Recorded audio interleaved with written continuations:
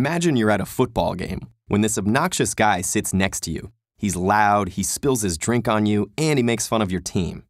Days later, you're walking in the park when suddenly it starts to pour rain. Who should show up at your side to offer you an umbrella? The same guy from the football game. Do you change your mind about him based on this second encounter? Or do you go with your first impression and write him off? Research in social psychology suggests that we're quick to form lasting impressions of others based on their behaviors. We manage to do this with little effort, inferring stable character traits from a single behavior, like a harsh word or a clumsy step.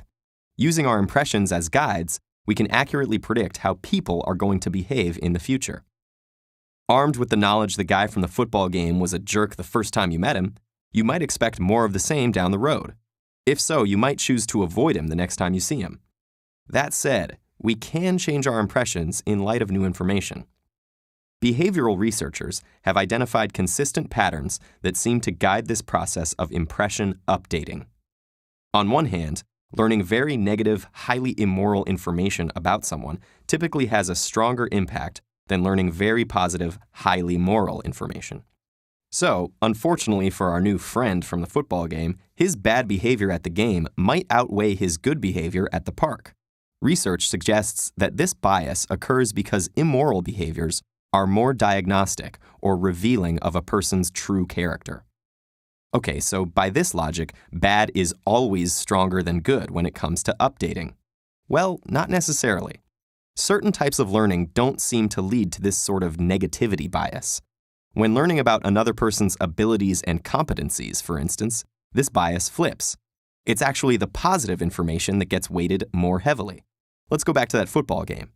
If a player scores a goal, it ultimately has a stronger impact on your impression of their skills than if they miss the net. The two sides of the updating story are ultimately quite consistent. Overall, behaviors that are perceived as being less frequent are also the ones that people tend to weigh more heavily when forming and updating impressions. Highly immoral actions and highly competent actions. So, what's happening at the level of the brain when we're updating our impressions? Using fMRI, or functional magnetic resonance imaging, researchers have identified an extended network of brain regions that respond to new information that's inconsistent with initial impressions. These include areas typically associated with social cognition, attention, and cognitive control.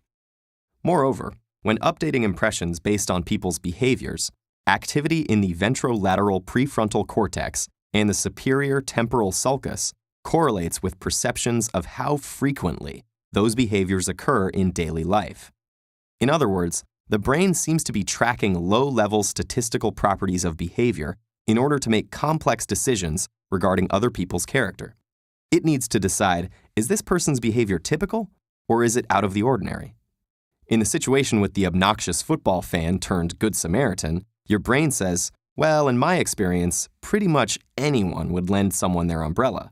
But the way this guy acted at the football game, that was unusual. And so, you decide to go with your first impression. There's a good moral in this data. Your brain, and by extension you, might care more about the very negative, immoral things another person has done compared to the very positive, moral things. But it's a direct result of the comparative rarity of those bad behaviors. We're more used to people being basically good, like taking time to help a stranger in need. In this context, bad might be stronger than good, but only because good is more plentiful. Think about the last time you judged someone based on their behavior, especially a time when you really feel like you changed your mind about someone. Was the behavior that caused you to update your impression something you'd expect anyone to do? Or was it something totally out of the ordinary?